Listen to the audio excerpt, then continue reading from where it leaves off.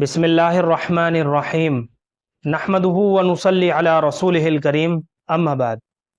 محترم ناظرین اکرام، ایک سوال کیا گیا ہے زمیرہ نام کے تعلق سے، اور سوال کچھ اس طرح سے ہے: السلام علیکم حضرت، لڑکی کا زمیرہ نام رکھ سکتے ہیں کیا؟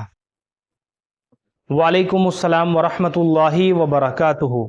دیکھیے، زمیرہ صحیح تلفظ زوات کے ساتھ ہے، زوات کے اوپر پیش کے ساتھ زمیرہ، اور یہ کوئی لڑکی کا نام نہیں ہے بلکہ متعدد صحابہ کرام ایسے گزرے ہیں جن کا نام زمیرہ تھا۔ تو اگر آپ یہ نام رکھنا چاہے تو یہ لڑکے کا نام رکھا جا سکتا ہے، لڑکی کا نام نہیں رکھ سکتے، کیونکہ زمیرہ جو ہے ایک صحابی کا نام تھا۔ زمیرہ زواد ہے، میم ہے، یا ہے، اس کے بعد را ہے، اور آخر میں گولہا ہے۔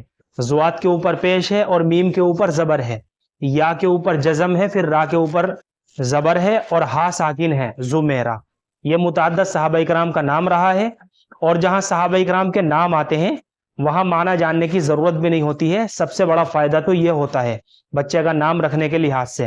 اور جب بھی ہم اپنے بچوں کے نام منتخب کریں تو انبیاء کرام، صحابہ کرام، صحابیات کے، یا پھر نیک بزرگ یا نیک اللہ والی جو خواتین گزری ہیں ان کے ناموں میں سے ہی اپنے بچوں کے ناموں کا انتخاب کرنا چاہیے۔